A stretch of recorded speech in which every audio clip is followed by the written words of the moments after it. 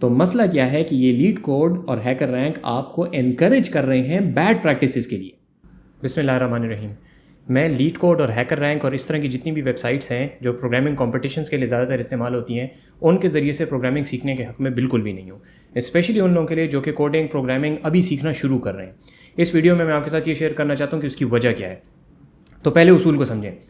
Programming आजकल modern times में programming इस बारे में नहीं है कि आपका प्रोग्राम कितना तेज़ चलता है, परफॉर्मेंस इतनी ज़्यादा ज़रूरी नहीं है। ये बुनियादी उसूल है, इस बात को समझें।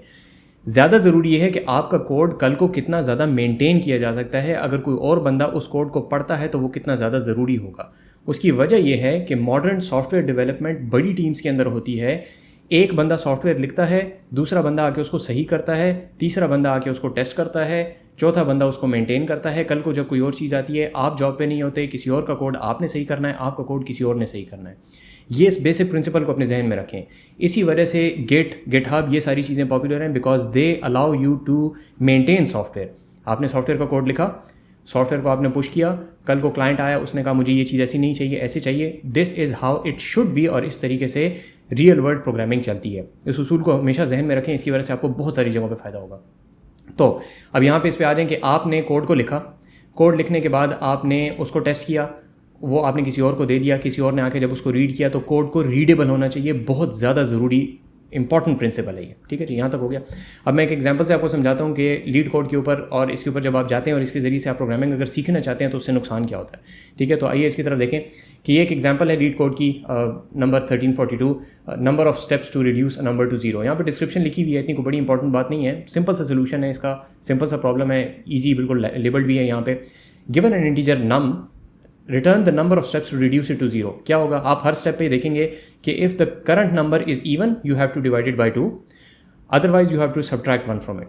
इवन नंबर अगर होगा नाम तो उसमें से उसको डिवाइड बाई 2 करें, वरना -1 करें और चलते रहें जब तक कि वो 0 नहीं हो जाता। ठीक है, इवेंचुअली हो जाएगा 0। ओके, आपने इसके लिए आगे कोड लिखा, यहाँ पे सोल्यूशन थे जी, यहाँ पे आपने कोड लिखा, ये आपने कोड लिखा। If you're just getting started तो this is typically what you would write code. ठीक है, तो आपने स्टेप्स इज इक्वल टू 0 किया। पाइथन में मैं कर रहा हूँ, किसी भी लैंग्वेज में करें कोई फर्क नहीं पड़ता, इट्स द सेम कॉन्सेप्ट।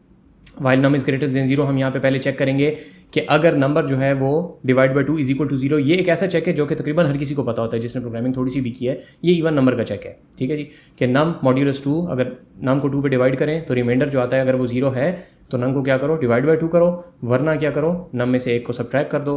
हर दफ़ा स्टेप्स को प्लस करते जाओ, आखिर में रिटर्न स्टेप्स कर दो। इसको आप रन करेंगे, ये आपको कहेगा परफेक्ट, आपने 100% आपके मार्क्स हैं, बिल्कुल ठीक है, सही है जी। अब ज़रा मसले को समझें कि मसला क्या है।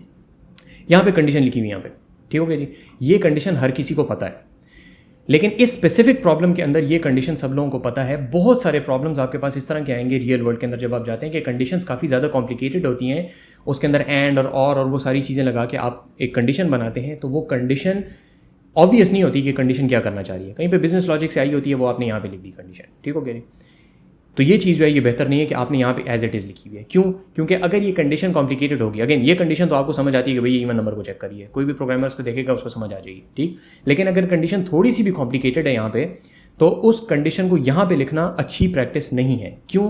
क्योंकि अगर ये ज़रा सी भी कॉम्प्लिकेटेड कंडीशन होगी तो इसका इलाज आप क्या निकालेंगे, यहाँ पे ऊपर आएंगे और यहाँ पे आके आप क्या करेंगे, कॉमेंट ऐड करेंगे। ठीक है जी, इज़ इवन। इस तरीके से आपने, मैं ऐसी टाइपिंग नहीं करता, ये चूँकि मैं यहाँ पे रिकॉर्डिंग कर रहा हूँ तो इस वजह से मैंने इस तरह टाइपिंग की है। ऐसी टाइपिंग नहीं होनी चाहिए, टाइपिंग सीखें अच्छे तरीके से। Anyway, coming back to the point, is even आप लिखेंगे, जो भी कंडीशन है उसका क्रक्स आप यहाँ पे लिखेंगे। ठीक है जी, तो कमेंट आपने कर दिया।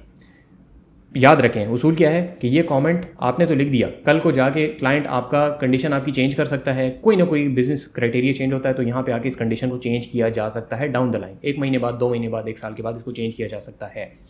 तो अगर इसको चेंज किया जाएगा यहाँ पे आके, और टिपिकली मॉडर्न सॉफ्टवेयर, बार बार इसीलिए बताता हूँ कि modern software is characterized by change के मुताबिक सॉफ्टवेयर डेवलपमेंट प्रैक्टिसेस बनती हैं आजकल। हमेशा चेंज सॉफ्टवेयर में आएगी, which is a good thing. यहाँ पे अगर ये कंडीशन कल को चेंज हो गई तो अब आपके पास 2 ऑप्शन है। नंबर 1, कमेंट को भी चेंज करें, ठीक है, होना तो इसी तरीके से चाहिए, लेकिन इन प्रैक्टिस होता नहीं है। आप फ्राइडे नाइट को बैठे हुए थे, क्लाइंट ने कहा जी ये मसला है, आपके बग असाइन हो गई आपको, आपने यहाँ पे जाके बग को चेंज किया, बहुत टाइम लगा, आखिर में आपको समझ आ गई हाँ जी ये मसला था, आपने इसको सही कर लिया। Now you just want to go away, ठीक है, आपने छुट्टी करनी है, आपने जाना है, कमेंट यहीं पे छोड़ देंगे। ये मैं अपने आप से नहीं कह रहा, ये दुनिया जहान के प्रोग्रामर्स जिस तरह करते हैं, वो कहते हैं ना good programmer is a lazy programmer, तो वो लेज़ी प्रोग्रामर यहाँ पे नुकसान कर देती है चीज़। कि वो क्या करेंगे, कमेंट को छोड़ देंगे। भाई कंडीशन तो फिक्स होगी ना, कमेंट से तो क्या फ़र्क पड़ता है, कमेंट तो कोई प्रोग्रामिंग लैंग्वेज रन नहीं कर रही। अब फ़र्क क्या बनेगा कि ये आपके पास ये चीज़ और ये चीज़ दोनों आपस में इन सिंक नहीं रहे। कमेंट कुछ और कह रहा है, नीचे कमांड कुछ और कह रही है। अब जब 1 महीने के बाद कोई तीसरा बंदा आके इसको देखेगा, अब उसको समझ नहीं आएगी भाई कमेंट गलत है कि नीचे कंडीशन गलत है, गंद बन गया पूरा। ठीक हो गया जी, बात समझ आई? तो पहले इस बात को समझें कि ये कंडीशन यहाँ पे लिखना ऐसे सही नहीं है, इसमें तो कोई शक नहीं है, इस बात पे तो हर बंदा एग्री करेगा। ठीक है, मैं LeetCode की तरफ आ रहा हूँ, LeetCode में क्या मसला है। तो इसका बेहतर तरीका क्या है कि आप यहाँ से इसको हटाएं, ठीक है जी, ऊपर जाएं, एक फंक्शन बनाएं यहाँ पे। So let me right this, फिर मैं वापस आता हूँ जी। तो आपने ऊपर एक फंक्शन लिखा इज़ इवन, जो कि एक नंबर लेता है, और यहाँ पे वही कंडीशन आपने एज इट इज़ दोबारा लिख ली।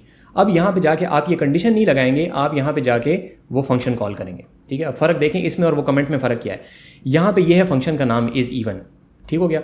कल को अगर ये कंडीशन चेंज होती है तो ये कंडीशन यहाँ नहीं चेंज होगी, ये कंडीशन यहाँ जाके चेंज होगी। फ़र्ज़ करें कि ये कंडीशन कल को ये होगी कि इवन नंबर नहीं आपने चेक करना, आपने ऑड नंबर चेक करना है। तो आप क्या करेंगे, यहाँ पे जाएंगे और इस जगह पे जाके नॉट लगा देंगे।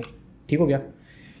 यहाँ पे आप समझें कि बहुत ज़्यादा ज़रूरी बात क्या है कि जिस बंदे ने इस फंक्शन को आके सही करना है, अब उसको भी हो सकता है कि पॉसिबल हो सकता है कि इज़ अंडरस्कोर इवन को वो यहाँ पे इज़ इवन ही छोड़ दे और यहाँ पे भी इज़ इवन ही छोड़ दे। लेकिन फ़र्क इसमें और कमेंट में ये है कि यहाँ पे now this is a piece of code, is even is a piece of code, जो कि आपके जहन में है कि ये चीज़ पीस ऑफ कोड है जो कि प्रोग्रामिंग लैंग्वेज रन करती है।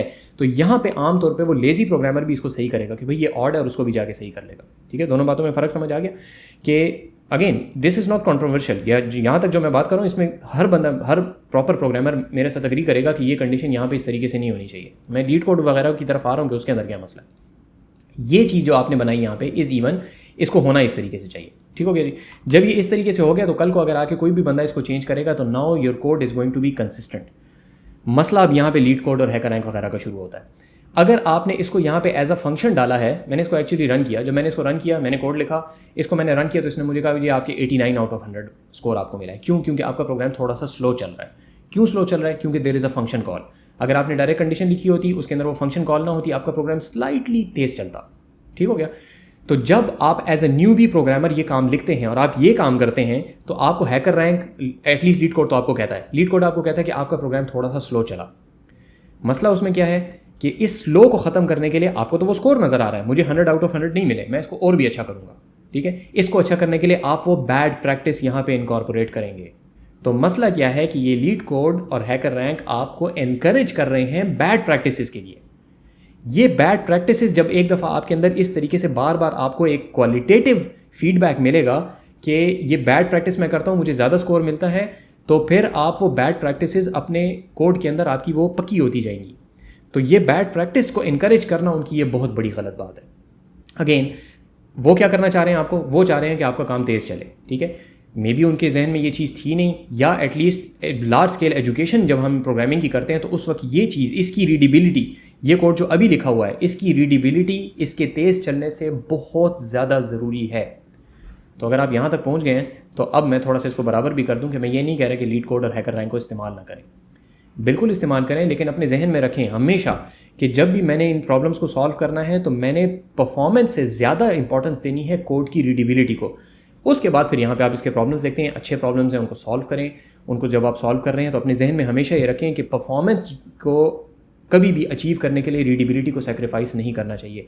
ये वो सॉफ्टवेयर इंजीनियरिंग का, कंप्यूटर साइंस का प्रिंसिपल है जो कि बहुत अरसे बाद जाके पहले आपको अपनी गलत आदतें ख़त्म करनी पड़ती हैं, फिर इंडस्ट्री के अंदर इनको आपने सही करना पड़ता है, बहुत ज़्यादा उसमें टाइम लगता है जो कि आपका टाइम वेस्ट होता है। तो पहले से ही अपनी जो प्रोग्रामिंग की प्रैक्टिस है उसको अच्छे तरीके से करें तो आपका अच्छा साफ़ सुथरा कोड होगा, आपका कोड मेंटेनेबल होगा। And this is what differentiates a good programmer from a bad programmer, code की रीडेबिलिटी। इस तरीके से HackerRank और LeetCode को इस्तेमाल करते हैं, बिल्कुल करें, मुझे कोई मसला नहीं है।